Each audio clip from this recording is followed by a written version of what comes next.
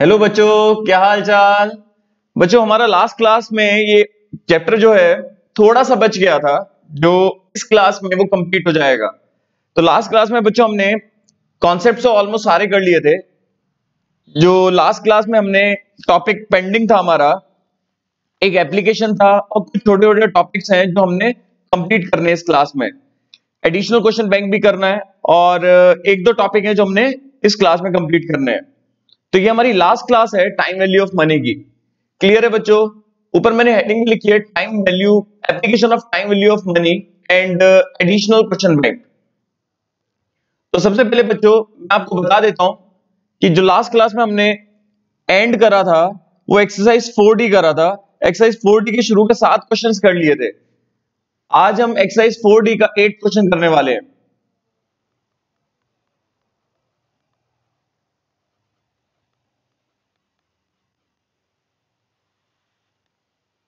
Exercise 4D question number 8, study material. तो पढ़िए। A man purchased a house valued rupees 3 lakh। House की value है जिसे हम कैश प्राइस बोलते हैं। कैश प्राइस ऑफ हाउस कितना है?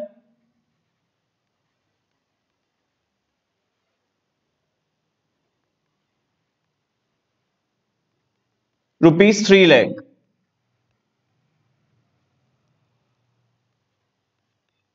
Less down payment.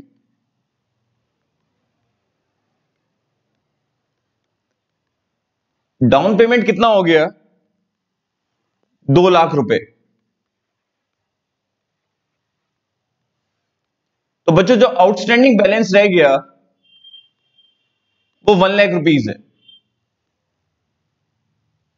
क्लियरली लिखा है, he paid rupees 2 lakh at the time of purchase and agreed to pay the balance with interest at 12% per annum compounded half yearly in 20 equal half year instalments. तो जो installments हैं बच्चों वो half year installments हैं। जब भी कभी liability discharge होती है आपकी इंस्टॉलमेंट्स में तो हमेशा वो एन्युटी का कॉन्सेप्ट होता है। तो बच्चों ये आउटस्टैंडिंग अमाउंट है जो आप पे नहीं कर पाए।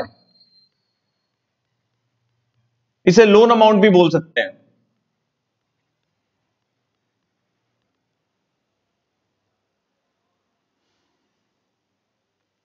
अब इसे हम कैसे पे कर रहे हैं? 0 पीरियड में आपने लोन लिया 1 लाख रुपीज, इसे आप डिस्चार्ज कर रहे हो इंस्टॉलमेंट्स में, और इंस्टॉलमेंट्स मैंने मान ली ₹R की। नंबर ऑफ इंस्टॉलमेंट्स हैं 20 हाफ ईयर इंस्टॉलमेंट्स हैं। क्लियर है बच्चों? अब इंस्टॉलमेंट्स की प्रेजेंट वैल्यू, जितने भी लोन वाले क्वेश्चन है वो सारे के सारे प्रेजेंट वैल्यू के होते हैं, ये आप लोगों को पता है। इंस्टॉलमेंट्स की प्रेजेंट वैल्यू 1 लाख रुपए है। इंस्टॉलमेंट में तो प्रिंसिपल और इंटरेस्ट दोनों जुड़ा हुआ है। इंस्टॉलमेंट्स की प्रेजेंट वैल्यू कितनी है? 1 लाख रुपए। मतलब बी कितना है? 1 लाख, 1 लाख। और पहली इंस्टॉलमेंट कब पे हुई? लोन लेने के 6 महीने बाद। तो ऑब्वियसली ऑर्डिनरी एन्युटी का क्वेश्चन है। तो वी का फॉर्मूला क्या होता है? R into 1 minus 1 plus R% to the power minus n upon R%।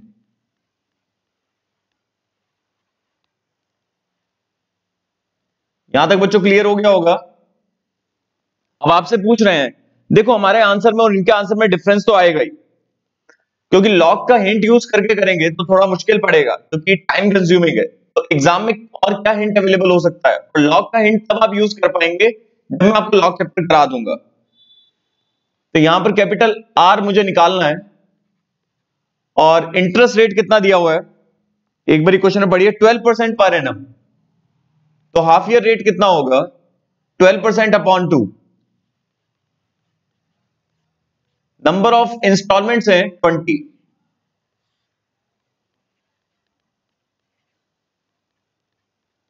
Normally बच्चा कैसे करेगा कि पहले मैं आपको बता देता हूं। पहले पूरी की पूरी वैल्यू कैलकुलेट करेगा जो आर के साथ है। कैसे करेंगे हम? 1.06, इसके बाद 20 चाहिए, इंटू 2 3 4 5, इंटू कर दो 5 का टेबल 10, इंटू कर दो 10 का टेबल 20 और फिर डिवाइड इक्वल्स टू कर दो -20। क्लियर है? अब 1 में से माइनस करना है तो पहले से माइनस कर दो, इसके बाद माइनस लगा दो, या फिर 1 में से माइनस ना करके इसमें से 1 सब्ट्रैक्ट कर दो, फिर माइनस का इफेक्ट आएगा, +1 कर दो क्योंकि +1 है, और डिवाइड बाय 6% है। ये पूरी की पूरी वैल्यू आ गई। अब 1 लाख को इससे डिवाइड करना है, डिवाइड बाय 1 लाख, उल्टा डिवाइड कर रहे हैं और फिर डिवाइड इक्वल्स टू 8718.46।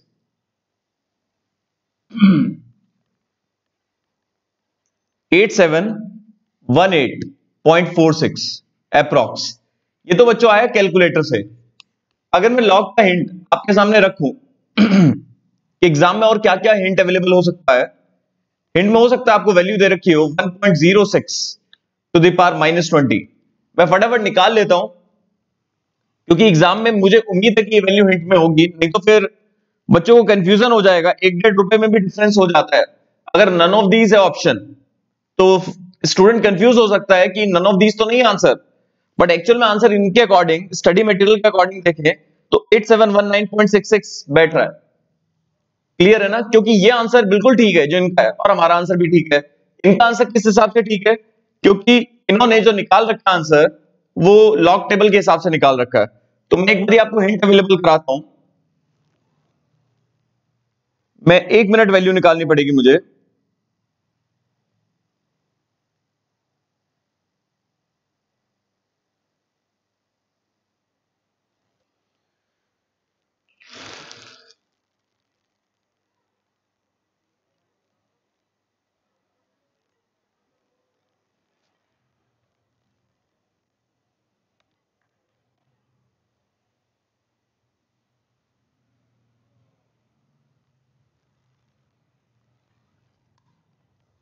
मैं ये वैल्यू एक बारी हिंट की निकाल के दिखाता हूं आपको क्या बैठेगी।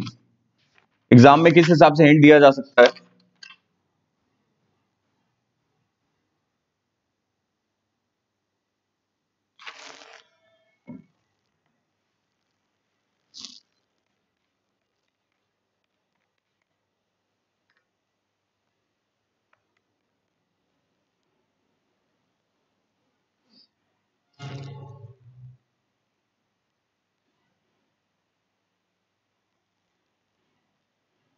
0.3119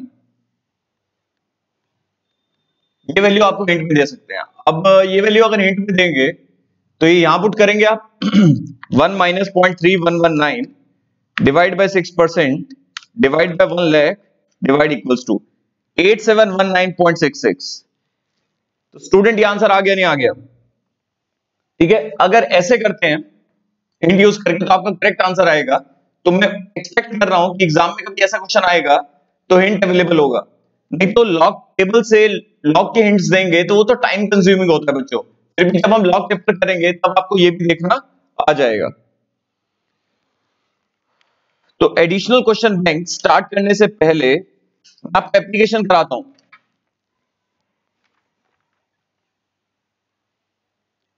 एप्लीकेशन का पेज है बच्चों, पेज नंबर 4.34 स्टडी मटेरियल।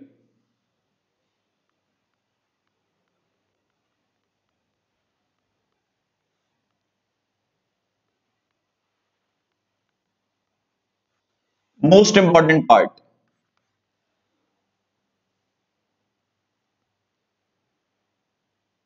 एक मिनट बच्चों।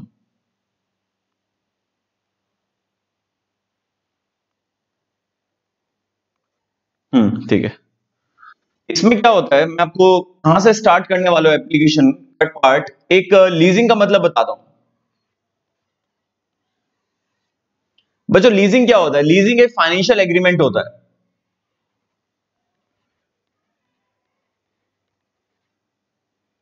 फाइनेंशियल अरेंजमेंट समझ लो या एग्रीमेंट। इसमें क्या होता है, दो पार्टीज इंवॉल्व होती हैं। लीजिंग में एक दो पार्टीज इंवॉल्व होती हैं। एक तो होता है बच्चों लीजर, लेजर बोलते हैं इसे, और दूसरा होता है लीजी।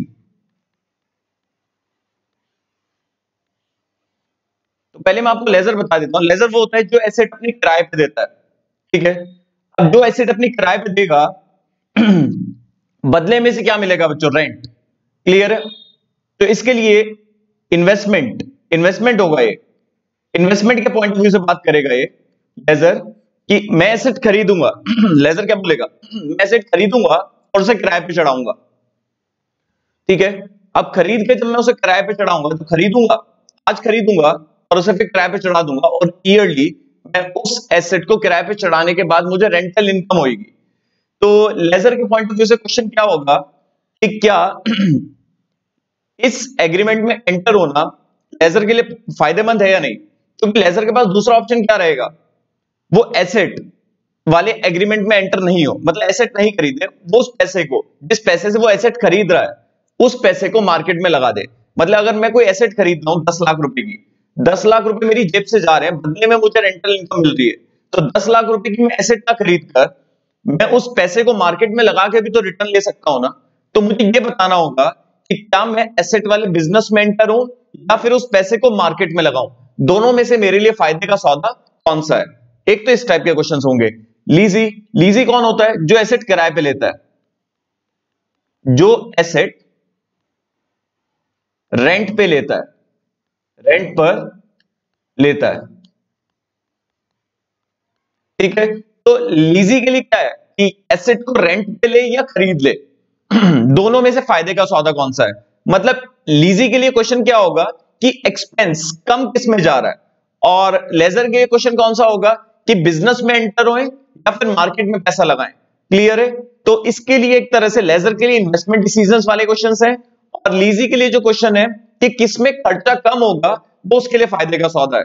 क्लियर है बच्चों? तो इस टाइप के क्वेश्चंस हमें करने हैं स्टडी मटेरियल में 1 2 3 4 5 टोटल मिला के, लीजिंग और अदर क्वेश्चंस मिलाकर एप्लीकेशंस के 5 क्वेश्चंस हैं, 5 एग्जांपल्स हैं, तो वो सारे के सारे मैं आपको करा रहा हूं।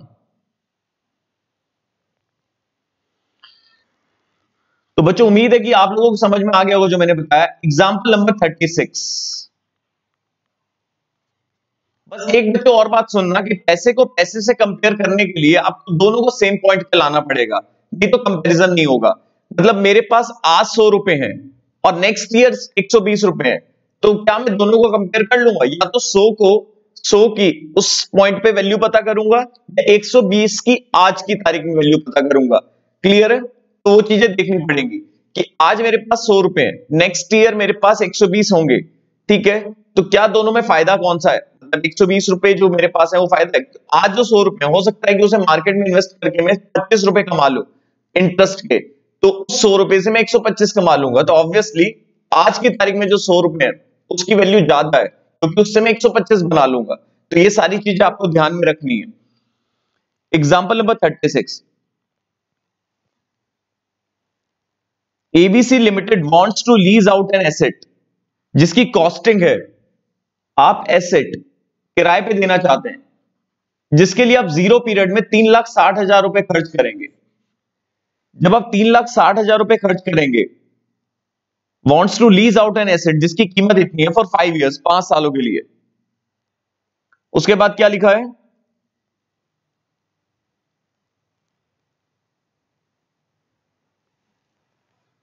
wants to lease out an asset costing rupees 3,60,000 for 5-year period. It has fixed a rental of rupees 1,05,000 per annum. तो अगर आप एसेट किराए पे चढ़ाएंगे तो आपको बदले में हर साल first year, second year, third year, fourth year और fifth year rental income receive होगी। ये इनफ्लोज हैं। एसेट खरीदेंगे तो आउटफ्लो है, बदले में आपको इनकम होगी। और एक बात और, जब 5 साल बाद जब एग्रीमेंट खत्म होगा तो एसेट वापस आ जाएगी इसके पास, मालिक के पास। बट यहां पर कुछ मेंशन नहीं है, बस यही दे रखा है कि ये जेब से जाएगा, ये आउटफ्लो है। और ये सारे क्या है? इनफ्लोज।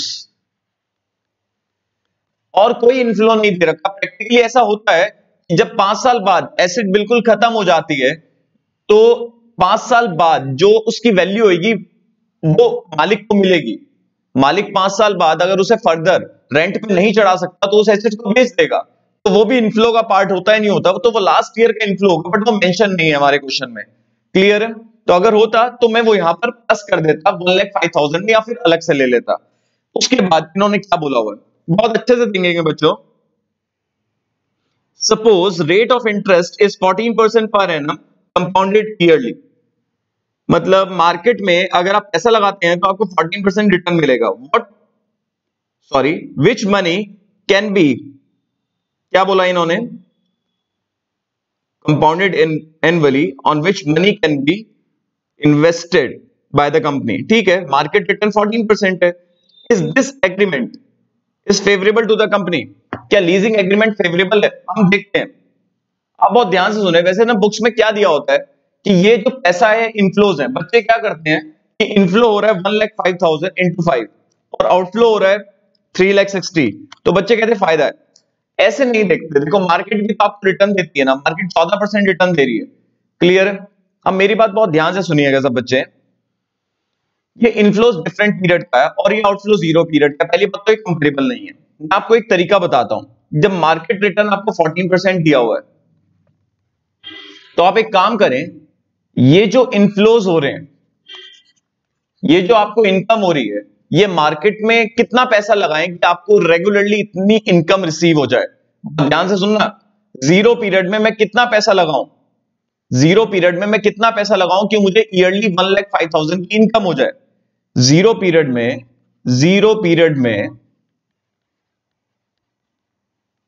मैं कितना पैसा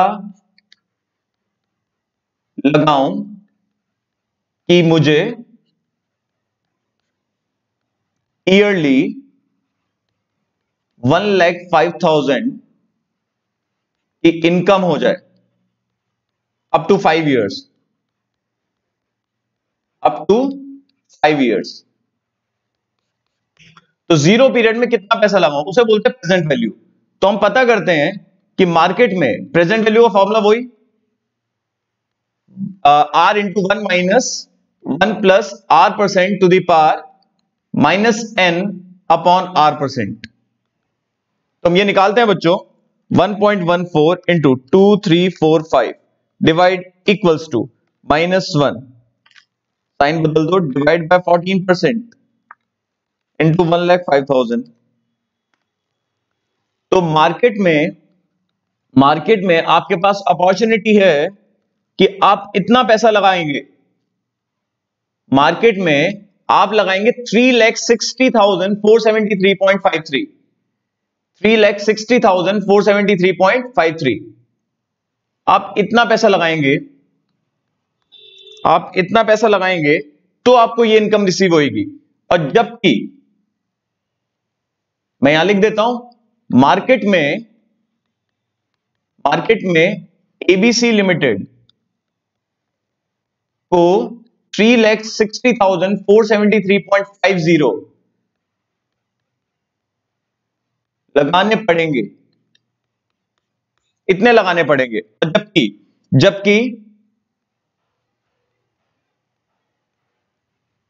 जबकि लीजिंग बिजनेस में कितना लगाना पड़ रहा है, 3,60,000। इसका मतलब एसेट खरीदते हैं तो 360 लगाएंगे तो रिटर्न इतना मिलेगा, बाजार में ज्यादा लगाना पड़ रहा है। सो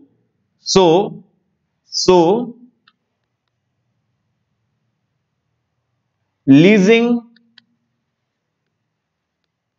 agreement is favourable for ABC limited. ABC limited को लीजिंग एग्रीमेंट में एंटर हो जाना चाहिए। क्लियर है? तो एक तरीका और है कि आप ऐसे भी समझ सकते हैं कि इनफ्लोज की प्रेजेंट वैल्यू ज्यादा आ रही है, आउटफ्लो की प्रेजेंट वैल्यू 3,60,000 है। ठीक है, तो 0 पीरियड में हमारी सेविंग हो जाएगी। मेरा सोचने का तरीका ऐसा है कि बाजार में 3,60,473.5 रुपीज अगर आप लगाते हैं तो आपको कितना रिटर्न मिलेगा, जबकि एसेट खरीदने के बाद रेंट पे चढ़ाने पर आपको सेम रिटर्न मिलेगा और एसेट खरीदने के लिए 360 ही लगाने पड़ रहे हैं। तो बेटर ये कि आप एसेट खरीदें, लीजिंग एग्रीमेंट में एंटर हो, और 473 रुपए सेव कर लें। क्लियर है या नहीं है? तो therefore leasing agreement is favourable. तो मैं उम्मीद करता हूं कि आप लोगों को समझ में आ गया होगा। एग्जाम्पल नंबर 36 हो गया। इसी पैटर्न पे आप सोचिएगा तो ज्यादा ठीक रहेगा। एग्जाम्पल 38 करते हैं पहले, फिर लास्ट में मैं कराऊंगा 37।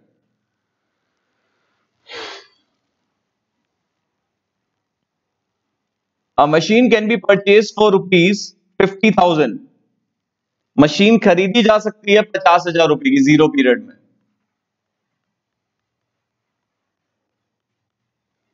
जब आप मशीन खरीदेंगे तो machine will contribute 12,000 yearly for the next 5 years। Machine आपको 12,000 रुपए का कंट्रीब्यूशन देगी। Year 2, year 3, year 4, year 5। ठीक है। और जो मार्केट का रिटर्न है वो 10% है। बाजार में भी आप पैसा लगा सकते हैं और वहां से आपको 10% रिटर्न मिलेगा। तो आपसे पूछ रहे हैं कि क्या मशीनरी खरीदनी चाहिए? आप खुद बताइए। जब आप मशीनरी खरीदेंगे तो आपकी जेब से 50,000 रुपए जाएंगे। चलो ठीक है, आपको फायदा तो हो रहा है, 12,000 रुपए का आपको इनफ्लो हो रहा है। क्या ये इनफ्लो मार्केट से ले सकते हैं? ऑब्वियसली ले सकते हैं। अगर यही इनफ्लो बाजार से लें और getting 12,000 at the end of each year up to 5 years, one must invest। उसे कितना लगाना पड़ेगा at zero period? B is equal to R into 1 minus 1 plus R% to the power minus N upon R%। इतना पैसा लगाना पड़ेगा। तो मैं यहां पर लगा रहा हूं फॉर्मूला कि बाजार में कितना लगाना पड़ेगा।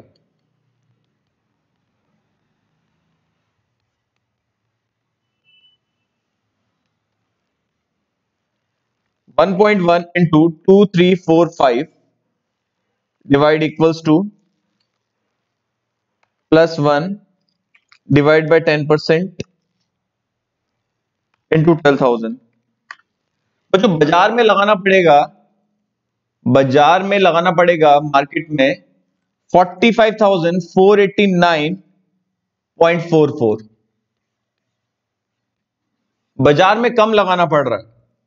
एसेट खरीदने पर 50,000 रुपए लगाने पड़ रहे हैं। सो मार्केट में मनी इन्वेस्ट करना is favourable for company as compare to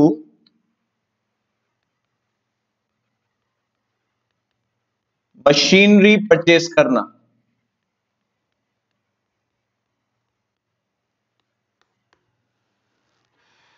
clear है?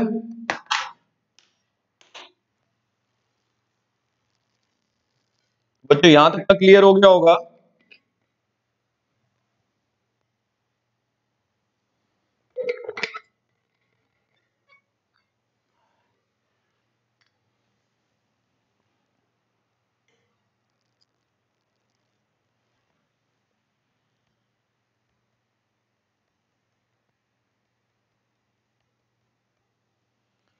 चलो अब हम करते हैं एग्जाम्पल नंबर 39। सभी बच्चे एक बारी पढ़िएगा अच्छे से। Study material example 39।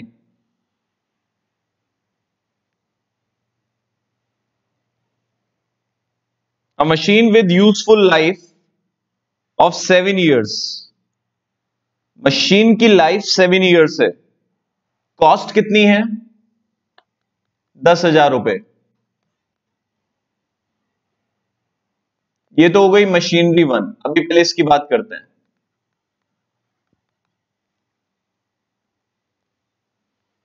लाइफ कितनी है? 7 years।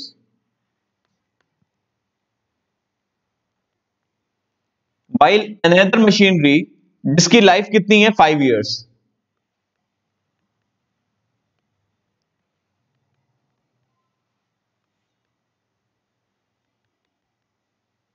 उसकी लाइफ कितनी है?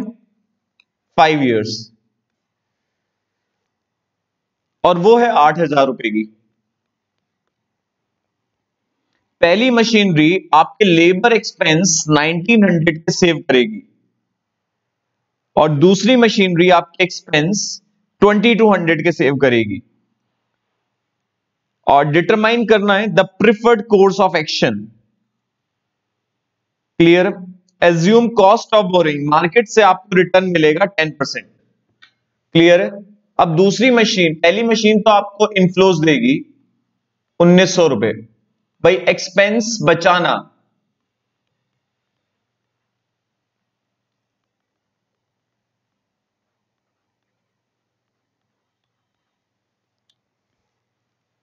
आपका एक्सपेंस नहीं होगा 1900 का, पैसे का ना जाना एक तरह से आपका इन्फ्लो ही तो हो गया ना। 1900 रुपए आपके सेव हो जाएंगे, 1900 से आपका प्रॉफिट इंक्रीज हो जाएगा ईयरली। और दूसरी मशीन आपको बेनिफिट देगी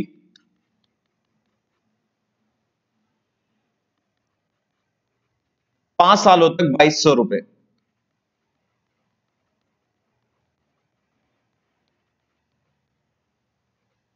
अब आपको यह बताना है कि दोनों में से प्रेफर्ड कोर्स ऑफ एक्शन कौन सा है। अब मेरी बात बहुत ध्यान से सुनिए, ये जो आपको 1900 रुपए का इन्फ्लो हो रहा है, ये जो आपको 1900 का इन्फ्लो हो रहा है, आप ये मार्केट से भी तो ले सकते हैं।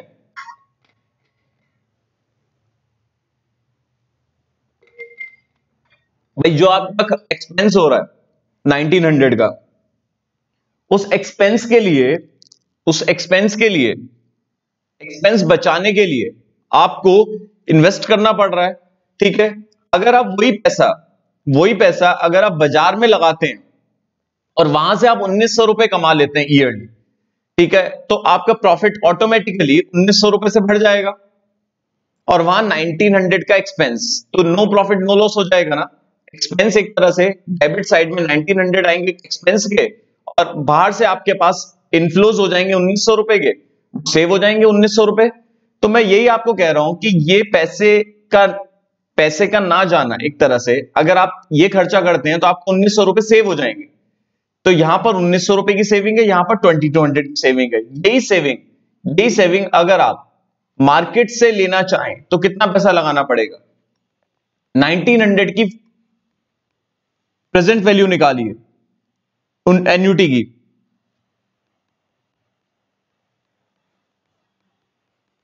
1.1 की power 7 into 2 3 4 5 6 7 divide equals to, फिर +1 डिवाइड बाय 10% इंटू 1900, ये आ गया 9249.99, 9249.995 लगभग जो भी। क्लियर है? इसे 9250 भी लिख सकते हैं। तो आपको बाजार में इतना पैसा लगाना पड़ेगा और यहां पर आप 10,000 रुपए लगा रहे हैं, तो बेटर ये है कि आप मार्केट में पैसा लगाएं। अगर आप मार्केट में पैसा लगाएंगे तो आपको सेम कम लगाकर इतना ही रिटर्न मिलेगा। अब दूसरी एसेट पे आते हैं, इसकी प्रेजेंट वैल्यू क्या है?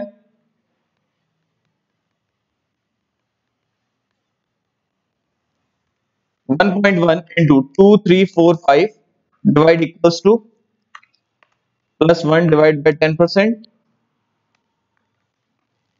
ये आ गया 8339.73। तो मार्केट में इतना लगाना पड़ेगा, और आप मशीनरी जो खरीद रहे हैं वो 8000 की खरीद रहे हैं। क्लियर है? तो आप क्या करेंगे, यहां पर आप एसेट खरीदेंगे, क्योंकि अगर आप एसेट खरीदेंगे तो आप यहां पर सेविंग ले लेंगे, क्योंकि मार्केट में ज्यादा लगाना पड़ रहा है ये रिटर्न लेने के लिए, तो बेटर ये कि आप एसेट में पैसा लगाएं। तो सेकंड कोर्स इज फेवरेबल, तो सेकंड मशीनरी खरीदनी चाहिए। Machinery second must be purchased.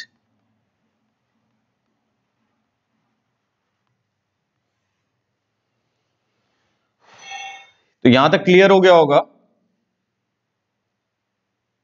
वैसे भी ऐसे भी सोच सकते हैं कि प्रेजेंट वैल्यू ऑफ इनफ्लो यहां पर ज्यादा है और आउटफ्लो 8000 है, तो इनफ्लो की प्रेजेंट वैल्यू ज्यादा है एज कंपेयर टू आउटफ्लो की present value.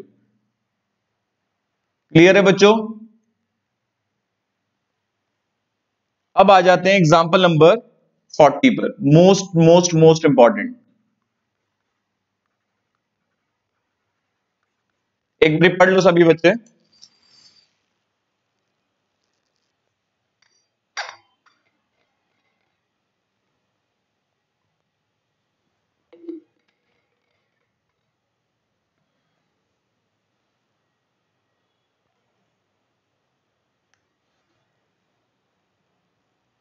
An investor intends, investor जो है वो परचेज करना चाहता है अ 3 ईयर ₹1000 पार वैल्यू बॉन्ड। एक बॉन्ड है जिसकी फेस वैल्यू 1000 है, उसे वो खरीदना चाहता है, जिसपे नॉमिनल रेट ऑफ रिटर्न है 10%। मतलब अगर आप ₹1000 फेस वैल्यू वाला बॉन्ड है, ठीक है, उस पे ईयरली रिटर्न कितना मिलेगा? 3 साल के लिए अगर आप खरीदते हैं तो फेस वैल्यू पर 10% नॉमिनल रिटर्न है, तो first year, second year, third year, तो आपको 100 रुपीज का रिटर्न मिलेगा अगर आप बॉन्ड खरीदते हैं, ठीक है। और आपसे कह रहे हैं एट व्हाट प्राइस, बॉन्ड कितने का आप खरीदना चाहेगा इन्वेस्टर, ठीक है, अगर वो पार पे मैच्योर हो रहा है, मतलब थर्ड ईयर के एंड में आपको कंपनी से ₹1000 भी मिल जाएंगे, तो कंपनी ये सब आपको इंटरेस्ट देगी, ठीक है। और अगर प्रीमियम होता तो ये सब प्रीमियम के अकॉर्डिंग लेते। तो बॉन्ड कितने का खरीदना चाहेगी? देखो मार्केट रेट जो है, मार्केट रेट वो 14% है, तो कोई भी इन्वेस्टर जो है वो 1000 का तो नहीं खरीदना चाहेगा, क्योंकि अगर वो 1000 का खरीदेगा तो वो लॉस में रहेगा, क्योंकि उसे ₹100 रिटर्न मिलेगा, और 1000 पे 14% के हिसाब से अगर हम देखें तो ₹140 रिटर्न मार्केट ही आपको देगी, तो आप 1000 से कम का ही खरीदना चाहेंगे। तो मैं यही कह रहा हूं कि कितने का, मैं आपको आइडिया देता हूं, सुनिए बहुत ध्यान से। मार्केट में ये कितने का मिलना चाहिए ये मैं आपको बताना चाह रहा हूं, उतने का ही आप खरीदना चाहेंगे। सुनिए बात ध्यान से। अगर यही रिटर्न अगर आप मार्केट से एक्सपेक्ट करें, ये सारे रिटर्न्स अगर आप मार्केट से एक्सपेक्ट करें तो आपको कितना पैसा लगाना पड़ेगा? तो value of inflows at zero period, उसे ही प्रेजेंट वैल्यू बोलते हैं। ₹100 एन्यूटी है, एन्यूटी की प्रेजेंट वैल्यू का तो फॉर्मूला होता है बच्चों,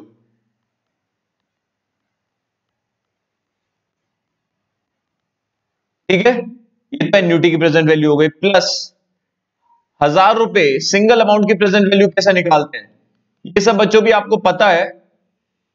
P is equal to A/1 plus R% to the power n। तो ये सभी इनफ्लोज की प्रेजेंट वैल्यू निकाल ली मैंने। कैसे निकालेंगे? 1.14 into 23 divide equals to -1 minus हटाया डिवाइड बाय 14% इंटू 100, इसे मेमोरी में डाल दो।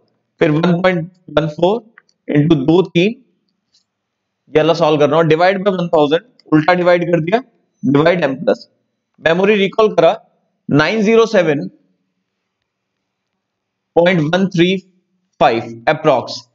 अगर देखो जो मार्केट रेट है 14% है, अगर कोई मार्केट में इतना पैसा लगाएगा तो उसे सेम रिटर्न मिलेगा।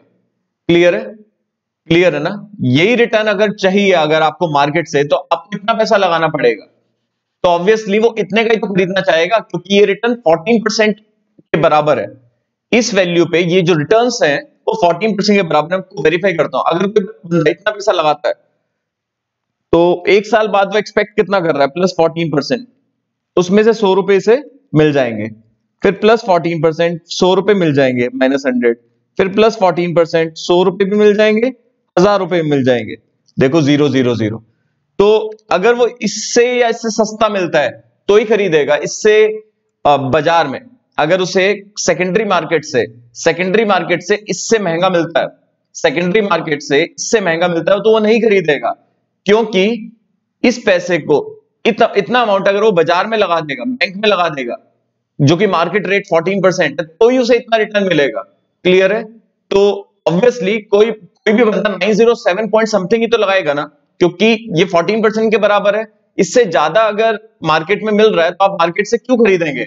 आपको तो 100 और 1000 कंपनी से मिल रहा है। क्लियर है? यही रिटर्न अगर आपको चाहिए तो आपको मार्केट से कितने का मिलना चाहिए? क्योंकि आपका एक्सपेक्टेशन जो है वो 14% है, तो 14% किस अमाउंट पे बैठता है? तो इतने का कस्टमर खरीदना चाहेगा। क्लियर है? इतने का इन्वेस्टर खरीदना चाहेगा। क्लियर है? एक बार और अच्छे से देख लीजिए, क्योंकि कंपनी जो रिटर्न दे रही है वो 10% दे रही है। 1000 का तो आप नहीं खरीदेंगे।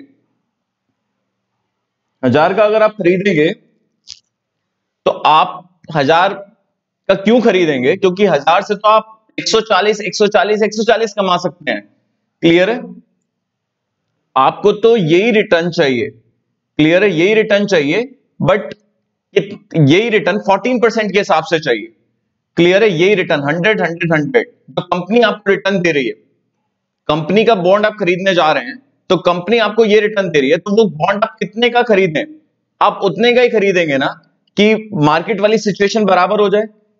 क्योंकि अगर कोई बंदा मार्केट में पैसा लगा रहा है 907.135, क्लियर है, उसे यही रिटर्न मिल रहा है और मार्केट का जो रिटर्न है 14% है, तो आपका सेटिस्फेक्शन हो गया नहीं हो गया 14%?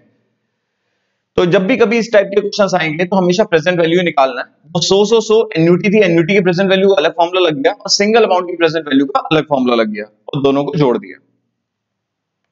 बच्चों आप लोगों की एप्लीकेशंस कंप्लीट हो गई।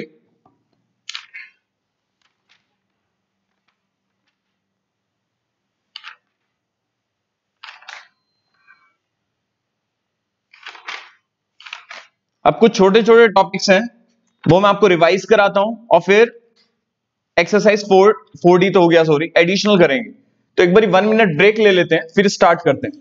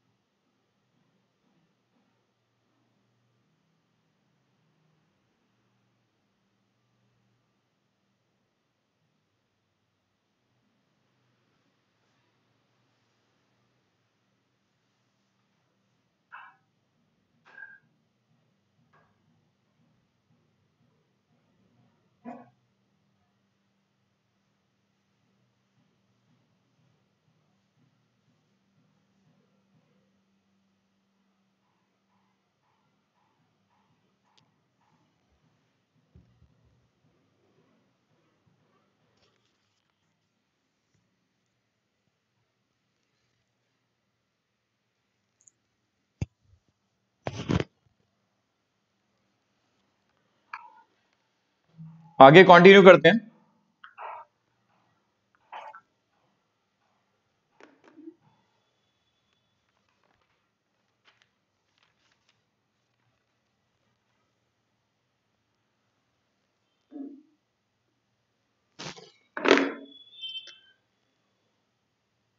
एक बारी परपीचुअल एन्युटी बता देता हूं, मैं आपको वैसे बता चुका हूं।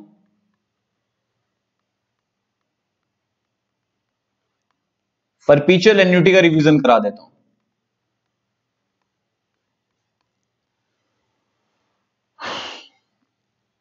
ऐसा है बच्चों, अगर आपको लाइफ टाइम R रुपीज चाहिए, इसमें परपीचुअल एन्युटी में हमें जो टॉपिक पढ़ना है मैं बता देता हूं, प्रेजेंट वैल्यू का पढ़ना है।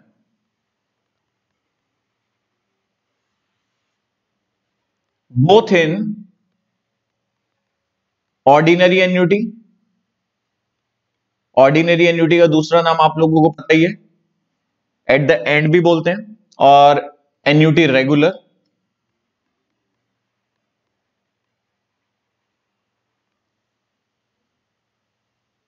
और दूसरी एन्युटी है आपकी एन्युटी ड्यू, इसका दूसरा नाम है इमीडिएट, एट द बिगिनिंग भी बोलते हैं। तो मैं आपको बता देता हूं कि ऑर्डिनरी एन्युटी में हमने क्या पढ़ा था, प्रेजेंट वैल्यू का फॉर्मूला। अगर आपको रेगुलरली ₹R चाहिए at the end of each year या ईच मंथ, तो आपको कितना पैसा लगाना पड़ेगा?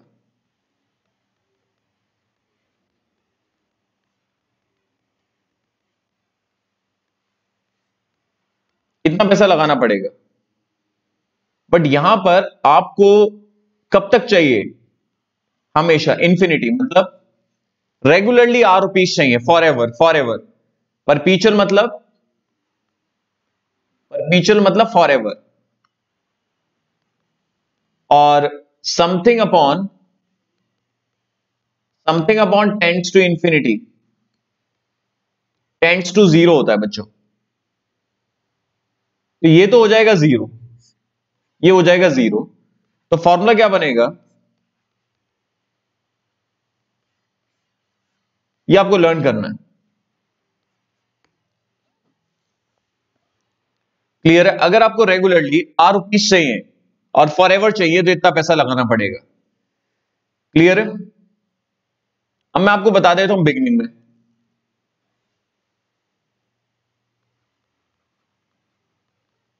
Present value of annuity due, अगर आपको आज ही से ₹R चाहिए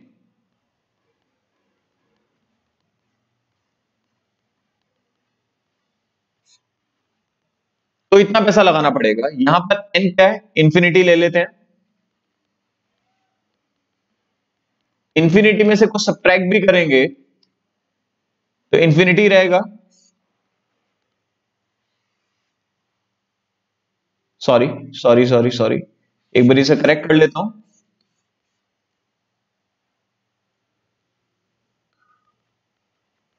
1 plus 1 minus 1 plus R% to the power minus infinity minus 1। तो बच्चों ये क्या हो जाएगा, अपॉन में इंफिनिटी हो जाएगा, और something upon tends to infinity क्या होता है, जीरो।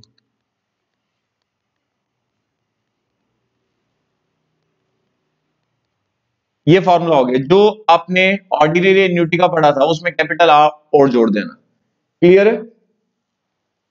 तो अगर आपको रेगुलरली ₹R चाहिए, फॉरएवर चाहिए, तो कितना पैसा लगाना पड़ेगा? बिगनिंग से चाहिए, आज ही से चाहिए। मान लो मैं आपको एग्जांपल लूं, आपके सामने एग्जांपल लेता हूं मैं। मान लो आपको ₹1,00,000 चाहिए, 1,00,000 एवरी ईयर फ्रॉम एंड से, और 10% पर एनम रिटर्न है, और फॉर एवर, मतलब जब तक आपकी लाइफ है, आपकी लाइफ के बाद जो भी रिप्रेजेंटेटिव होंगे उन्हें मिलेगा, मतलब ये मिलता रहेगा मिलता रहेगा। तो कितना पैसा लगाएं, कितना पैसा लगाएं, capital R upon small r।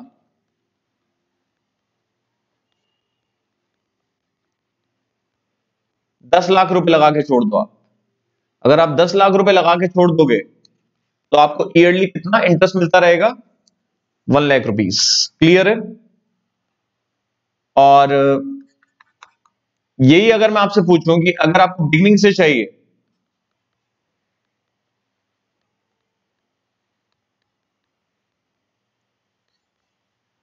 For ever, और रेट है 10%, तो कितना लगाना पड़ेगा?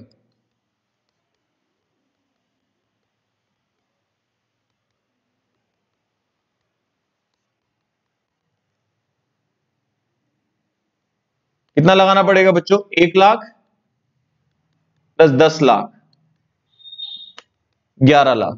क्योंकि अगर आप 11 लाख रुपए लगाओगे, 11 लाख रुपए अगर आप लगाते हो तो 1 लाख रुपए शुरू में मिल जाएंगे, इन्वेस्टेड 10 लाख रहेंगे, और 10 लाख पे 10% ईयरली कितना मिलता रहेगा? 1-1 लाख रुपए। तो ये मैंने दोनों कॉन्सेप्ट आपको फॉरएवर टीचर एन्युटी का आपको बता दिए।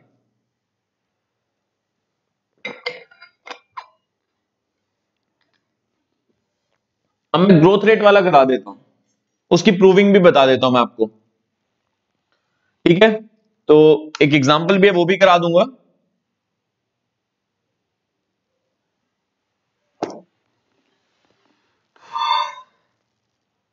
Calculation of growing perpetuity.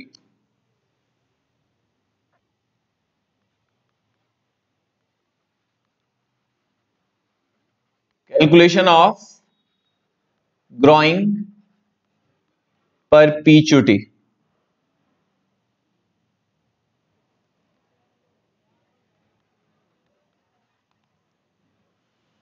इसमें क्या होगा कि आपको रेगुलरली ग्रोथ रेट के साथ चाहिए।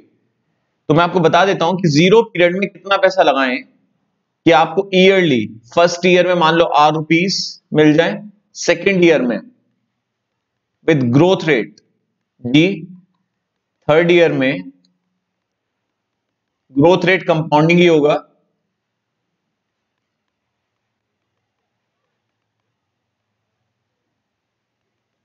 ये मिलता रहा है आपको, ठीक है? तो अब मैं आपको बता देता हूं कि सब इनफ्लोज की प्रेजेंट वैल्यू निकाल लो। पहले इनफ्लो की present value of inflow 1, rate मान लो market rate R%, present value of inflow 2,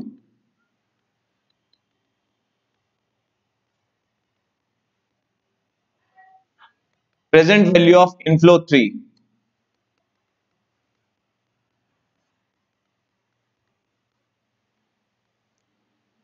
और बच्चों ये प्रोसेस चलता रहेगा।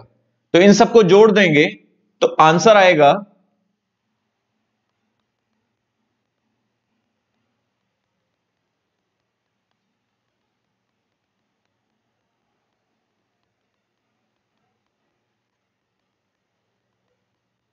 और ये जीपी बन गया बच्चों, सम ऑफ इनफाइनाइट जीपी का। अगर किसी बच्चे को फॉर्मूला नहीं पता तो कोई दिक्कत नहीं है, मैं रिजल्ट आपको याद करा दूंगा। अगर आपको विद ग्रोथ रेट चाहिए तो फॉर्मूला क्या लगेगा? सम ऑफ इनफाइनाइट जीपी का फॉर्मूला होता है a first term upon 1 minus ratio होता है बच्चों T2 अपॉन T1। आप चिंता ना करें, सीक्वेंसेस एंड सीरीज के बाद आपको ये समझ में आ जाएगा, मैं रिजल्ट याद करा रहा हूं, अभी ये प्रूव कर दूं बस। सम ऑफ इनफाइनाइट जीपी का फॉर्मूला होता है first term upon 1 minus common ratio, वो T2 अपॉन T1 करके आता है बच्चों। मैं आपके सामने T2 अपॉन T1 कर रहा हूं, सेकंड टर्म को किससे डिवाइड कर रहा हूं?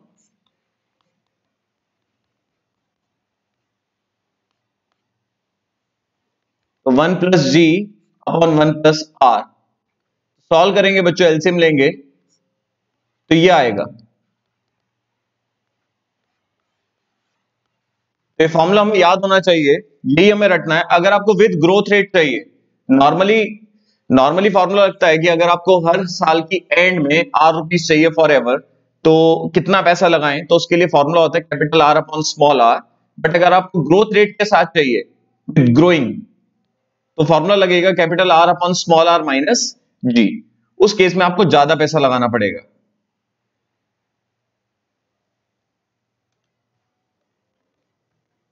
एक मिनट बस।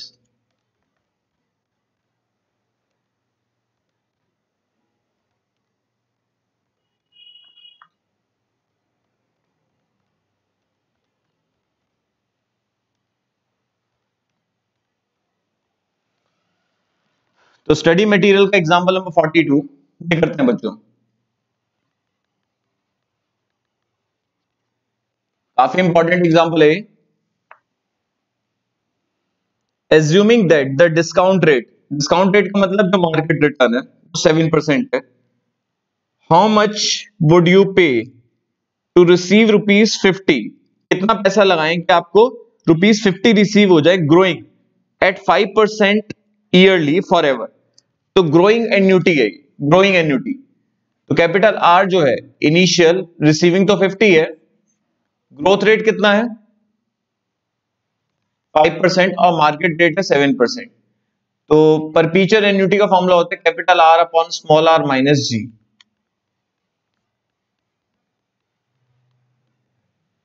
50 अपॉन 2%,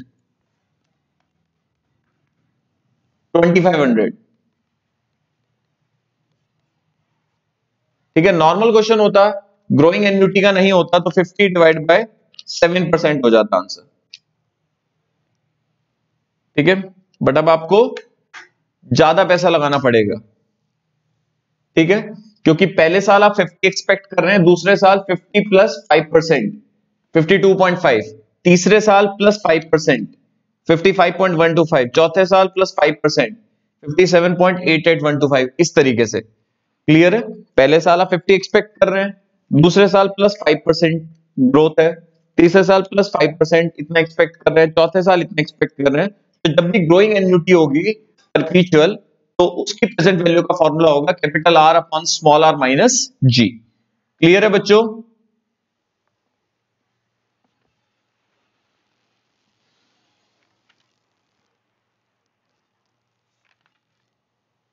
अब दो टॉपिक हैं, दो एग्जांपल्स भी हैं, इंपॉर्टेंट है, फिर हम करेंगे additional question bank. Example number 43।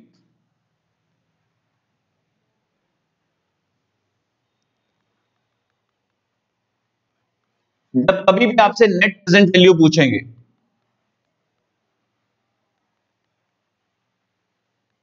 तो आप क्या करेंगे, प्रेजेंट वैल्यू ऑफ इनफ्लो जितना आपकी जेब में आ रहा है minus present value of inflows minus present value of outflows.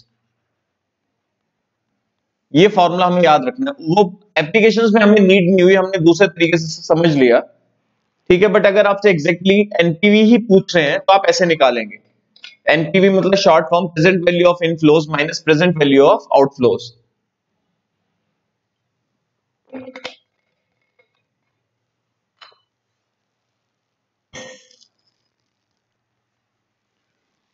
Compute the NPV for the project. Net investment दिया हुआ है 1 लाख, तो प्रेजेंट वैल्यू ऑफ आउटफ्लो आपको कितना दिया हुआ है ₹1 लाख। और कैश फ्लोज आपको डिफरेंट डिफरेंट पीरियड्स में दिए हुए हैं।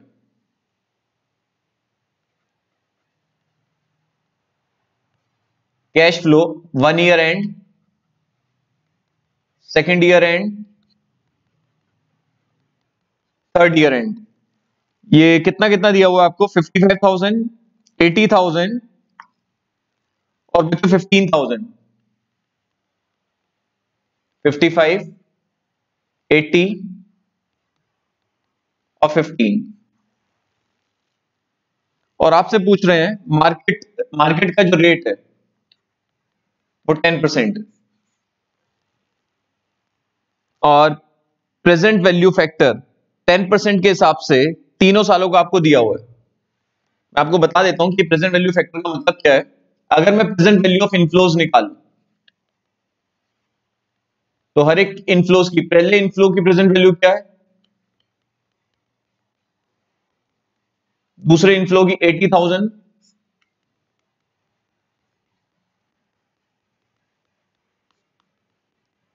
मुझे साथ में जो मल्टीप्लाई में 80,000 के साथ इंटू 1 अपॉन, तो ये कैलकुलेटर पे निकालने की जरूरत नहीं है। जैसे पहला है 55,000। देखिए बहुत ध्यान से देखिएगा, मैं बता देता हूं हिंट में क्या अवेलेबल है। इसे ऐसे लिख सकते हैं, ये जो मल्टीप्लाई में है ये आपको कैलकुलेट करके दिए हुए हैं।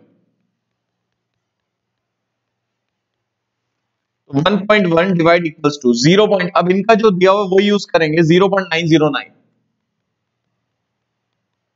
बट एक बार क्रॉस चेक कर रहा हूं मैं।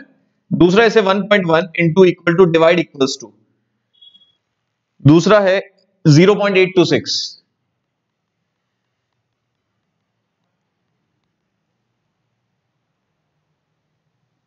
दिख रहा होगा आपको ये। तीसरा है 0.751।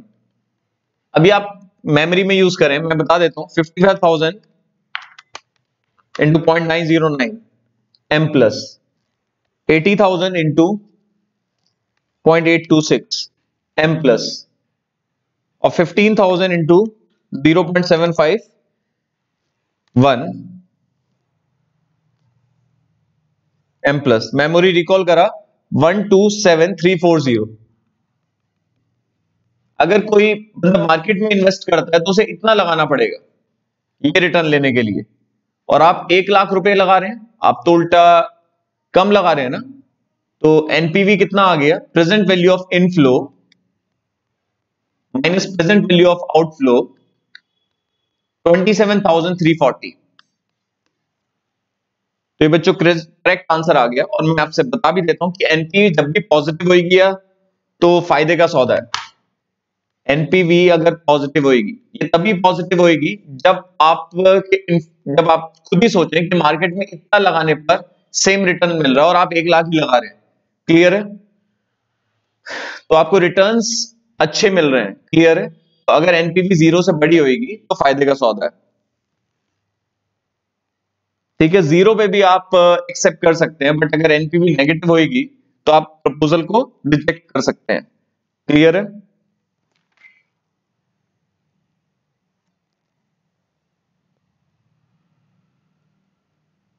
So if NPV is greater than equal to 0, then proposal must be accepted. Otherwise, it must be rejected.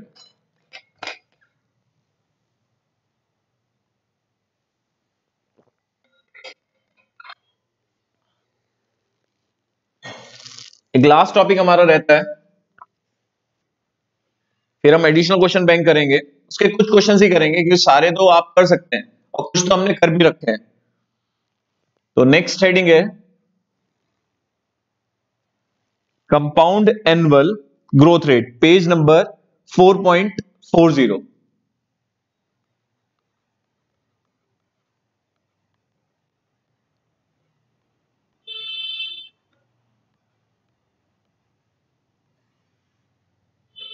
CAGR।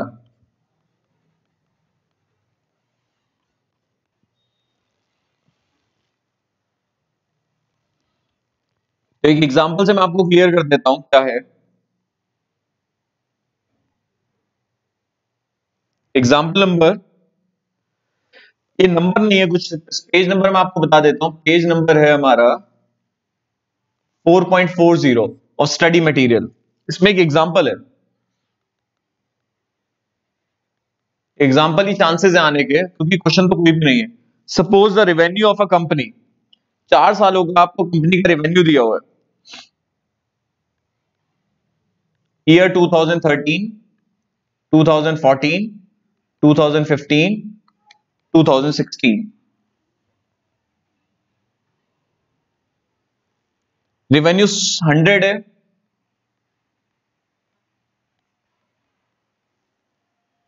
120 है, 160 एंड 210। ये रेवेन्यूज है। आपसे पूछ रहे हैं एवरेज ग्रोथ रेट।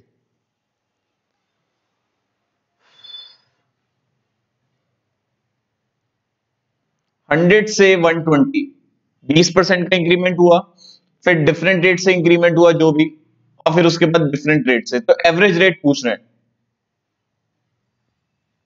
उसे बोलते हैं CAGR।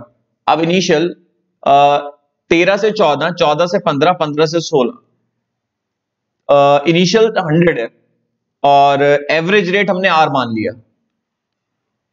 तो 3 साल बाद वैल्यू कितनी हो गई? 210। ऐसे करना होता है। क्लियर है?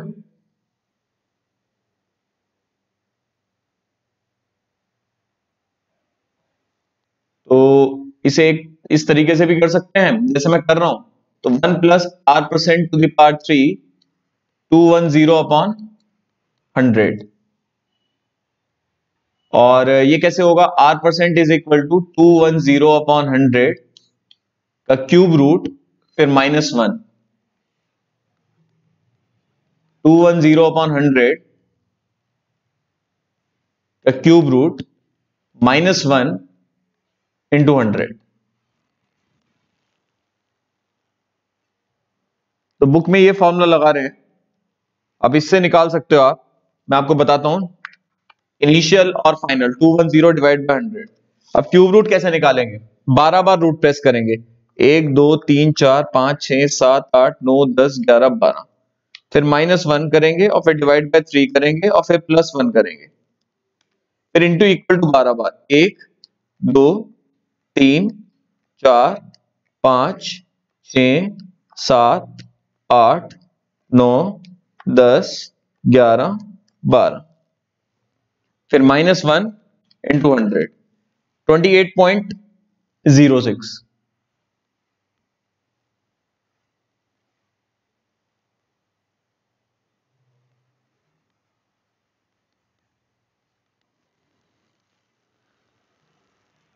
अब इन्होंने किस हिसाब से निकाला, इन पर हमारे आंसर में थोड़ा फर्क आ रहा है, बट मेरा आंसर करेक्ट है। मैंने 12 बार रूट प्रेस करा, फिर -1 और फिर जो भी क्यूब रूट चाहिए, फिफ्थ रूट चाहिए divide by something, cube root चाहिए डिवाइड बाय 3, फिर +1 और फिर उसके बाद इंटू इक्वल टू करके 12 बार।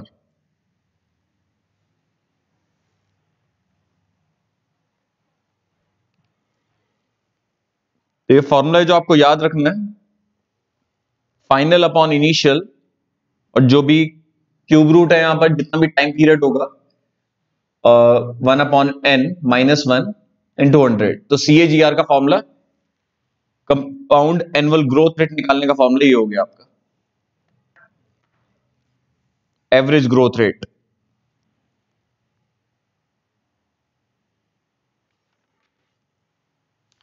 एक्सरसाइज 4C हमने कर ली, 4D कर ली, अब एडिशनल क्वेश्चन बैंक करते हैं।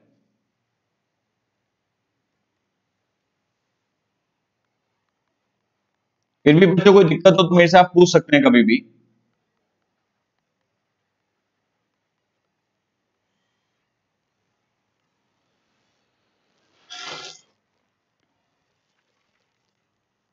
और ये जो टाइम पीरियड वाले एक्सरसाइज में क्वेश्चन है, डेप्रिसिएशन वाले, ये हम पहले क्लास में कर चुके हैं, जब मैंने आपको WDV मेथड से स्क्रैप वैल्यू निकालना सिखाया था और रेट ऑफ डेप्रिसिएशन भी निकालना बताया था, तो उस क्लास में आप देख सकते हैं।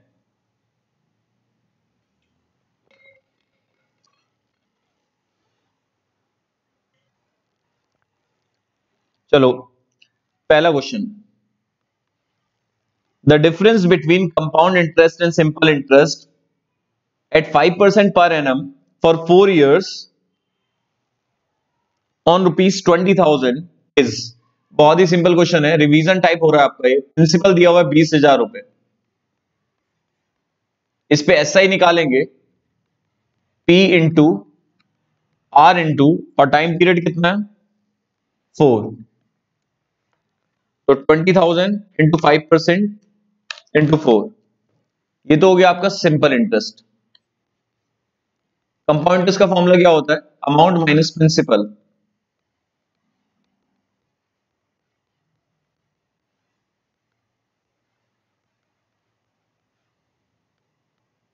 रेट कितना है 5%, टाइम है 4, तो 1.05 इंटू 2 3 4 -1 इंटू 20,000, तो कंपाउंड इंटरेस्ट आ गया हमारा 4310.125। इन दोनों के बीच में डिफरेंस कितना आया?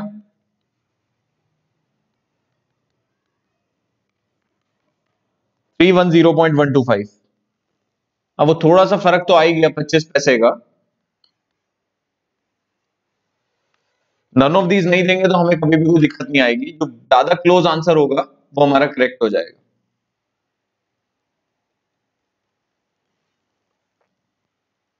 और ये भी हमने पढ़ रखा है, अगर डिफरेंट रेट से कंपाउंडिंग हो रही हो। तो अब क्वेश्चन नंबर 2 करते हैं।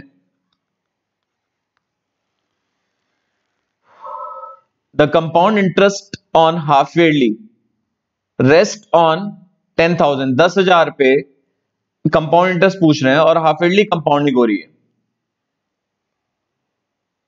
और रेट ऑफ इंटरेस्ट फर्स्ट और सेकंड ईयर का कितना दिया हुआ है आपको? फर्स्ट और सेकंड ईयर का तो 6% है और थर्ड ईयर का 9%। तो फॉर्मूला क्या होता है? पहले अमाउंट अगर मैं आपसे पूछूं तो p इंटू वन प्लस, दो रेट्स हैं, R1% to the power N1 और 1 plus R2% to the power N2। Principal कितना है? 10,000।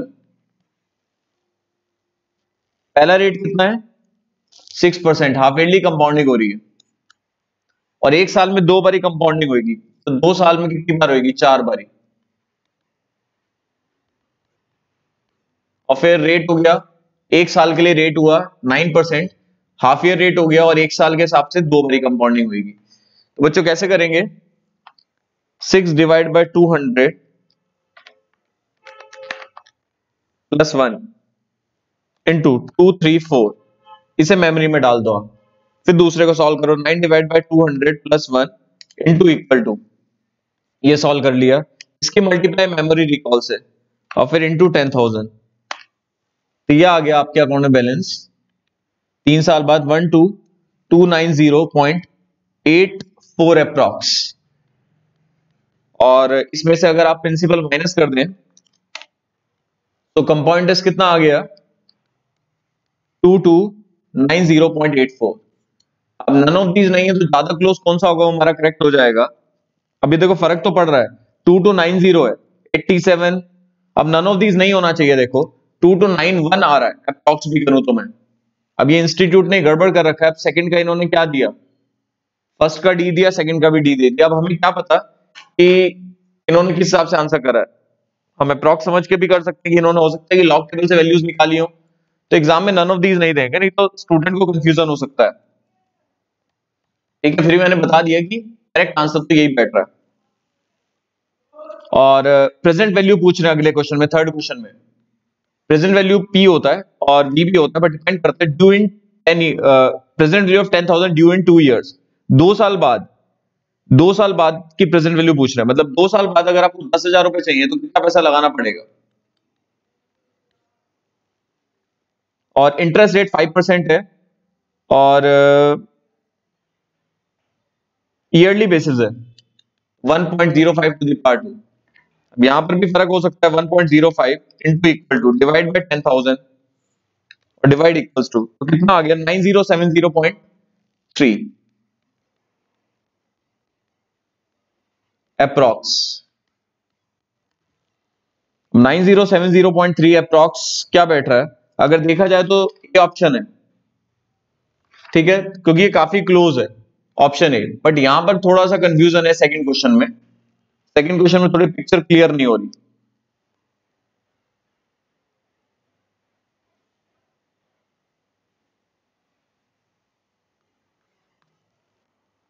अगले क्वेश्चन में प्रेजेंट वैल्यू 10,000 की पूछ रहे हैं, ड्यू इन 2 ईयर्स, 5% कंपाउंड इंटरेस्ट है और when the interest is paid on half yearly basis. अगर हाफ ईयरली कंपाउंडिंग होगी तो क्या फॉर्मूला लगेगा प्रेजेंट वैल्यू का? a upon 1 plus present value का फॉर्मूला तो यही रहेगा, एन्युटी तो है नहीं। और रेट कितना है? 5%। हाफ ईयरली कंपाउंडिंग हो रही है 2 साल में 4 बार। तो एक बार निकालते हैं, स्पीड से इसलिए करा रहा हूं क्योंकि सब हो रखा है हमारा। Into 234 divide by 10,000 divide equals to, तो ये आ जाएगा 9059। अप्रोक्सीमेट भी देखें तो 9060 अप्रोक्स आएगा। अब उस हिसाब से 9060 के अप्रोक्स तो बैठता है 9061। अब ये कंफ्यूजन है बहुत बड़ा। फोर्थ का सी, नन ऑफ दीज नहीं देना चाहिए। मैं आपको पहले ही बता रहा हूं, एग्जाम में नन ऑफ दीज इन्हें नहीं देना चाहिए। नेक्स्ट क्वेश्चन जॉनसन वाला है। ये क्वेश्चन है आपका फिफ्थ। ये काफी अच्छा क्वेश्चन है, इंपॉर्टेंट मार्क कर लें। थोड़ा अगर आपको आइडिया हो जाए कि टर्म डिपॉजिट है तो उसमें बेस कंपाउंडिंग ले लिया करें। ठीक है, वैसे इस क्वेश्चन में फिफ्थ में आप करेक्शन कर लें, 3.5 रेट दिया हुआ है, साथ में लिख लें compounded yearly.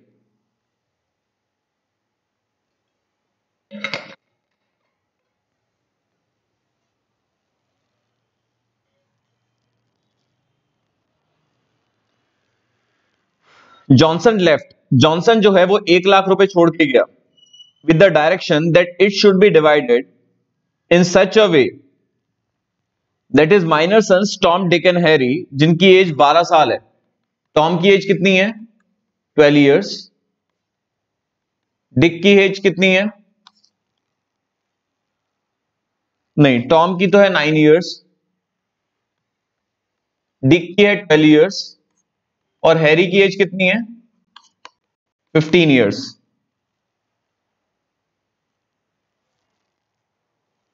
would receive equally after attaining the age of 25 years. Rate of interest 3.5 दिया हुआ है। How much each son receive after getting 25 years old? देखो ये assumption रहेगा कि कंपाउंडिंग है, वैसे जब कुछ नहीं दे रखा होता तो सिंपल मानते हैं, ठीक है, बट ये टर्म डिपॉजिट लग रहा है कि भाई तीनों को भविष्य में सेम अमाउंट मिला आफ्टर 25 इयर्स, इसे एक्स रुपीज मिला, ठीक है, ये 25 इयर्स का हुआ, इसे एक्स रुपीज मिला, इसे 25 इयर्स बाद एक्स रुपीज मिला, तो ये एक्स रुपीज तीनों को मिला फ्यूचर में, बट इसने लगाया कितना, लगाया मतलब प्रेजेंट वैल्यू, इसने लगाया कितना होगा X upon 1 plus 3.5% to the power, इसकी एज 9 साल है और 25 साल तक 16 साल का इंटरेस्ट मिला होगा, ठीक है, तो आफ्टर 16 इयर्स एक्स रुपीज मिल रहा है, तो कितना लगाया हुआ इतना, इसे आफ्टर 13 इयर्स मिल रहा है तो इसने इतना लगाया हुआ, और इसे आफ्टर 10 इयर्स मिल रहा है तो इसे कितना कितना लगाया होगा, इसने इतना लगाया होगा, और तीनों ने जितना जितना लगाया होगा, जितना जितना लगाया होगा मिलाकर वो कितना है, जितना जॉनसन ने दिया 1 लाख, तो एक्स कॉमन ले लो आप,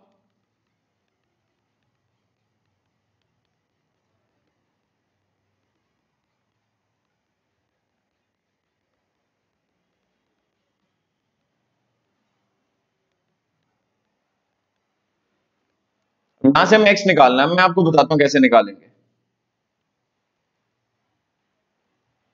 अब आप ये कैलकुलेटर पे मेमोरी में जोड़ दें, पहले वाला पार्ट क्या देखो, 1 प्लस 3.5% 1.035 इंटू 234, 4 का टेबल 8, 8 का table 16, divide m plus, reciprocal है, डिवाइड m प्लस, सेव भी हो गया।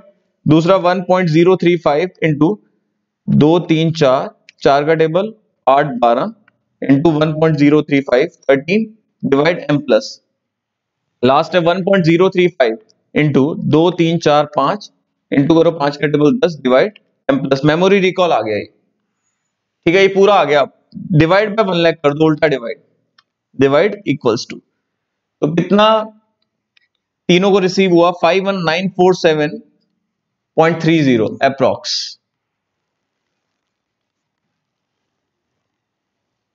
तो तीनों को फ्यूचर में कितना पैसा मिलेगा 51,947.30, ऑप्शन डी इज ट्रू, क्योंकि कोई भी ज्यादा क्लोज नहीं है।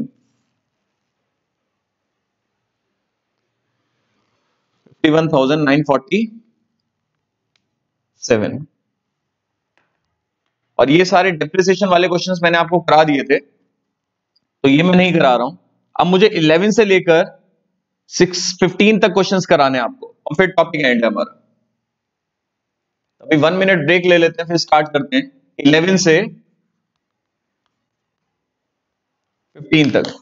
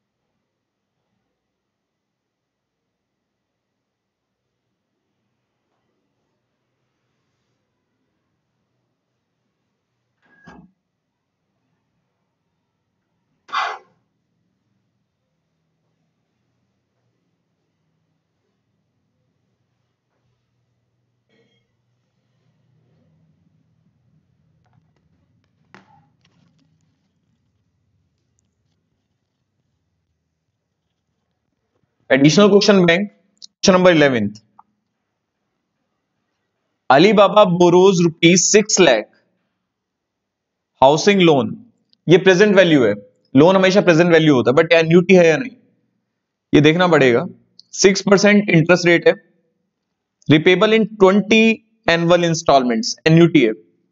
इंस्टॉलमेंट्स की प्रेजेंट वैल्यू बच्चों क्या होती है? लोन अमाउंट होती है, जो कि 6 लाख रुपए है। तो इंस्टॉलमेंट की प्रेजेंट वैल्यू का फॉर्मूला लगाएंगे, वी किसके बराबर होता है?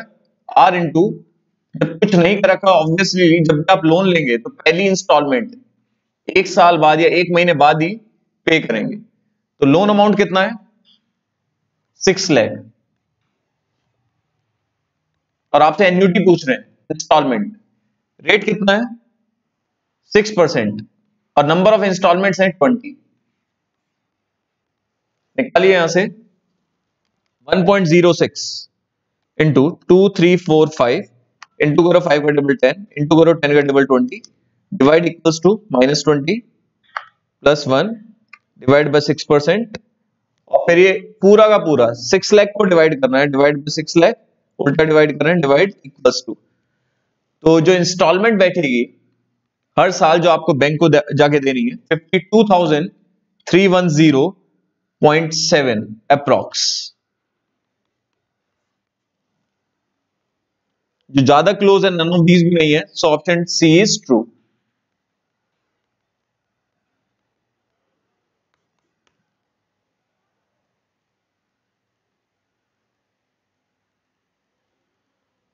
इलेवेंथ हो गया, अब 12th करते हैं। सिंकिंग फंड कुछ नहीं होता, सिंकिंग फंड में हम पैसा डालते हैं, उसे इन्वेस्ट कर देते हैं, रेगुलर बेसिस पे आप जमा करते हैं, तो भविष्य में इतना हो जाता है, तो भविष्य के लिए इन्वेस्ट होता है। तो जितने भी सिंकिंग फंड के क्वेश्चन है वो सारे के सारे फ्यूचर वैल्यू के क्वेश्चन है।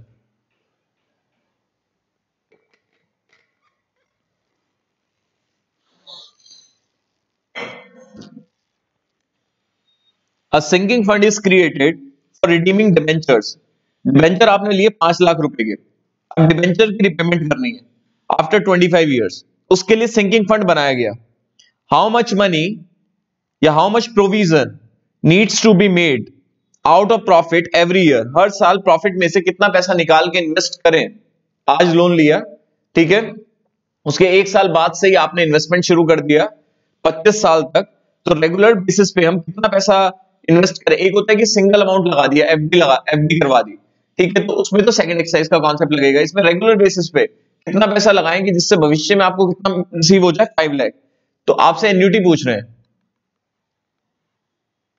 और इसमें फ्यूचर वैल्यू का फॉर्मूला लगेगा, फ्यूचर में चाहिए आपको with interest 5 lakh rupees. Rate कितना है? 4%, 25 डिपॉजिट्स हैं, ये हो जाएगा बच्चों 1.04 इंटू 2345, 5 का table 10, 15, 20, 25 -1 divide by 4% divide by 5 lakhs divide equals to, तो अप्रोक्सीमेट देखें तो 12,006 आ जाएगा।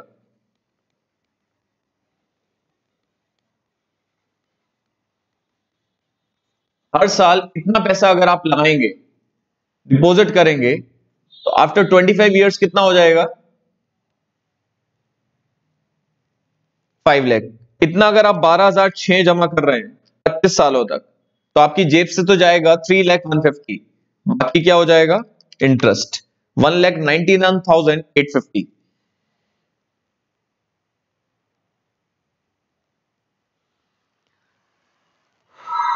ऑप्शन ए ट्रू है इसका, 12th का।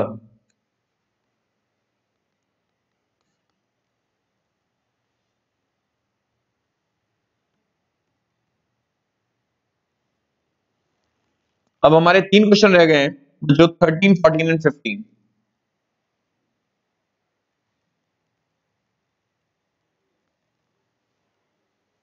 13 पढ़ते हैं।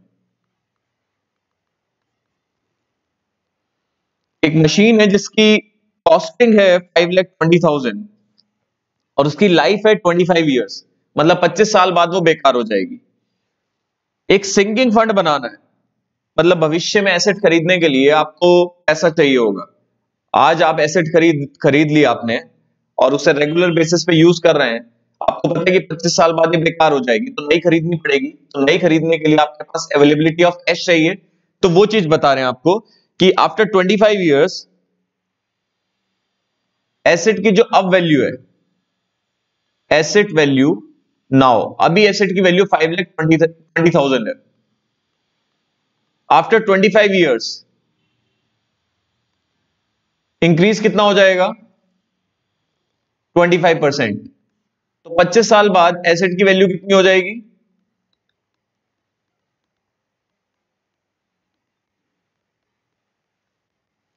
5,20,000 की एसेट है, 25 साल बाद वो 6.5 लाख रुपए की हो जाएगी। तो आपको 6.5 लाख रुपए अरेंज करने हैं, ठीक है ना? अब 6.5 लाख रुपए अरेंज तो करने हैं, चलो ठीक है, बट पुरानी एसेट को बेचकर 25 साल बाद जब आप ये वाली एसेट बेचेंगे जो यूज कर रहे हैं, स्क्रैप रियलाइज्ड होगा 25,000। सो रिक्वायरमेंट कितना रह जाएगा? Requirement of fund 6,25,000। तो क्वेश्चन यही है कि आपको आफ्टर 25 ईयर्स आपको 6.25 लाख रुपए चाहिए। तो यही पूछ रहे हैं आपसे कि हर साल कितना पैसा निकाल के आप इन्वेस्ट करें जिससे कि आपको आफ्टर 25 ईयर्स से फ्यूचर में चाहिए। तो ए दिया हुआ है हमें, ए का फॉर्मूला क्या होता है? आर इंटू 1 प्लस एन्युटी पूछ रहे हैं।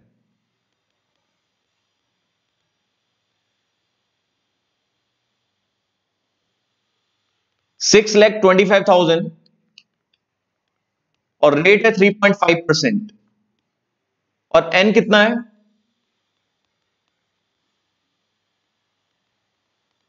तो निकालें 1 plus 3.5% into 2, 3, 4, 5, 5 table 10, 15, 20, 25 minus 1 divide by 3.5% divide by 6,25,000 divide equals to, तो आपको 16,046 हर साल प्रॉफिट में से इतना पैसा निकाल के इन्वेस्ट करना पड़ेगा, 16,046। और जो ज्यादा क्लोज है वो ऑप्शन सी है।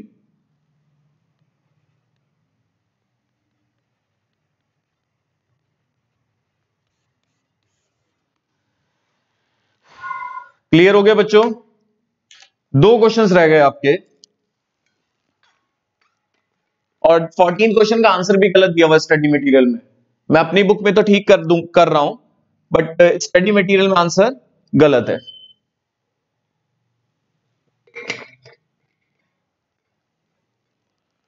फिफ्टीन का भी आंसर में फर्क आ जाता है, बट 15 पे मैं हिंट दूंगा मैं आपको, जिस हिंट से इन्होंने कर रखा है। तो एक्सपेक्ट कर रहा हूं कि एग्जाम में भी वो हिंट होगा, क्योंकि लॉग टेबल आपको यूज नहीं कराएंगे, इतना टाइम नहीं होता।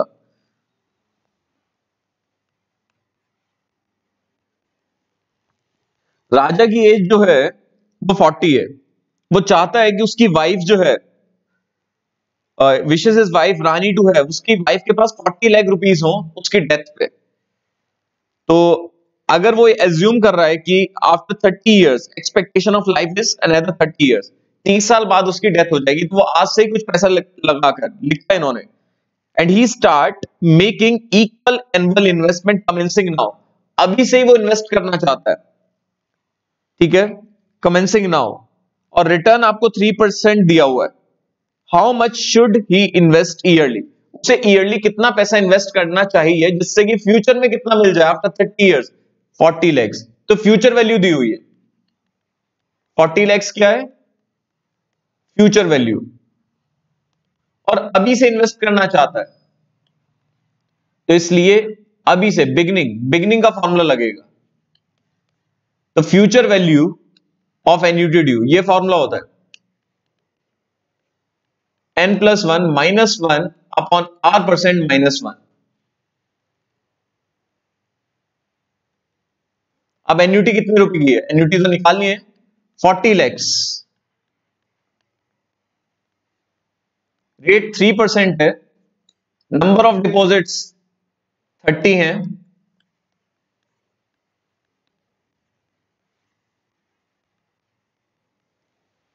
तो ये आ जाएगा 1.03 इंटू 2 3 4 5, 5 का टेबल 10, 10 का टेबल 20 और फिर 30, 30, फिर इंटू 1.035, क्योंकि 31 कैसे आएगी पावर, वापस बेस से मल्टीप्लाई कर देंगे। देखिए आप 1.035 नहीं है, सॉरी, पावर 30 और इंटू 1.03, 1.03 टू द पावर 31।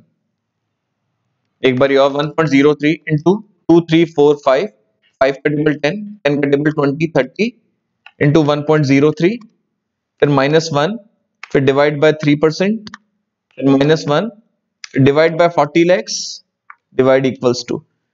तो हर साल अभी से इतना पैसा लगाना पड़ेगा।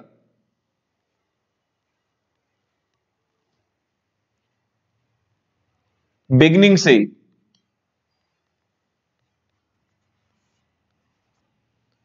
तो ये आंसर है बच्चों, जो इनका आंसर है वो गड़बड़ है, उन्होंने एंड का लगा रखा है, बट कमेंसिंग नाउ का मतलब बिगनिंग। आज का लास्ट क्वेश्चन और इस चैप्टर का last question, question number 15, study material additional question bank. इसमें मैं आपको पहले हिंट बता देता हूं। हिंट में आपको दिया हुआ है 1.02 to the power -26 is equal to 0.5975। ये हिंट अवेलेबल है।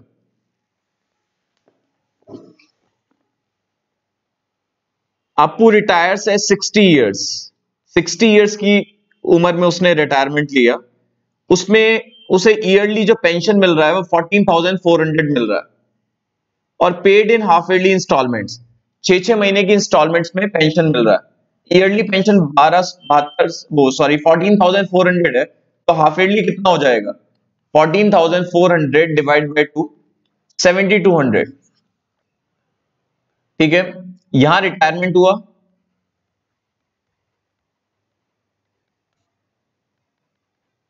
एंड ऑफ फर्स्ट 6 मंथ उसे 7200 रुपए मिले, फिर 7,200, फिर 7,200, और ये कितनी इंस्टॉलमेंट्स में मिले, 13 सालों तक। 13 सालों तक मतलब 26 इंस्टॉलमेंट्स में मिले। तो 26 इंस्टॉलमेंट्स हैं जिसमें उसे पैसा मिल रहा है, क्योंकि लिखा है if his expectation of life, लिखा है half yearly instalments for rest of his life after reckoning his life expectation to be 13 years. तो हर साल में 2 बारी पेंशन रिसीव हो रहा है, 13 साल में 26 बार, और इंटरेस्ट रेट आपको 4% दिया हुआ है half yearly. What single sum is equivalent to his pension, what single sum is equivalent to his pension. मेरी बात सुनिए भाई, उसके पास 2 ऑप्शंस हैं, या तो वो हर 6 महीने के पीरियड में पेंशन रिसीव करे या अभी रिसीव कर ले, वो होता है सिंगल सम, मतलब रिटायरमेंट की डेट में, जिसे बोलते हैं कम्यूटेड पेंशन। कम्यूटेड पेंशन मतलब एक साथ, तो यही समझ लो कि वो एक साथ वाली अमाउंट कितनी होगी, सिंगल सम। आप ये सोचो कि आपको ऐसी पोजीशन पे लाके खड़ा करेंगे कि मार्केट में आप इतना पैसा लगाओ कि आपको हाफ ईयरली इतना इतना मिल जाए, same present value. Present value 7200 रुपए की पूछ रहे हैं, तो 7200 रुपए की प्रेजेंट वैल्यू क्या होगी, formula capital R into 1 minus 1 plus R%। Half yearly interest आपको रिसीव होगा, जो भी आपका इन्वेस्टमेंट होगा उस पर हाफ ईयरली इंटरेस्ट रिसीव होगा आपको, और 26 टाइम्स आपको पैसा रिसीव होगा। तो अगर हर 6 महीने की एंड में 7200 रुपए अगर आप मार्केट से रिसीव करना चाहते हैं, तो आपको इतना पैसा लगाना पड़ेगा। और मैं आपको बता दूं कि 1.02 की पावर -26 आपको हिंट में दिया हुआ है, तो आप यूज करेंगे 1 माइनस 0.5975 और divide by 2%। 1 minus 0.5975 divide by 2%। जब भी single sum equivalent to pension मतलब प्रेजेंट वैल्यू, अगर आप मार्केट में इतना पैसा लगाएंगे तो आपको यही पैसा रिसीव होता रहेगा, तो आपको वो इतना ही पैसा तो देंगे ना जिससे कि आप इतना पैसा बना लें। तो single sum equivalent to pension का मतलब आपको रिटायरमेंट के टाइम कंपनी इतना पैसा दे देगी, ठीक है। तो अगर इतना पैसा आप रिसीव कर लेंगे तो आपको रेगुलरली 6-6 महीने में पेंशन रिसीव करने की जरूरत नहीं है, क्योंकि ये कम्यूटेड पेंशन है जब आप एक साथ लेना चाह रहे हैं। तो आपके पास ऑप्शन है, अगर ये कहते हैं तो। ऐसे तो इन्होंने पूछा नहीं, वैसे कंपनी का इसमें हो सकता है कि वो ऑप्शन दे कि या तो आप एक साथ ले लो, जब भी एक साथ की बात आएगी तो वो आज की तारीख में देना चाह रही है आपको, तो वो उन सभी रिसीविंग पेंशन की प्रेजेंट वैल्यू होगी। क्लियर है? तो चैप्टर बच्चों एंड हो गया। फिर भी कोई डाउट होगा तो मेरा व्हाट्सएप नंबर है 9358668687, ठीक है। और स्कैनर जो है वो आपको पास्ट ईयर क्वेश्चंस वो आपको सेल्फ करना है। डाउट होगा तो मैं आपको बताऊंगा ही, आंसर्स मैं सभी के आपको दूंगा साथ में। ठीक है स्टूडेंट्स, बाय बाय।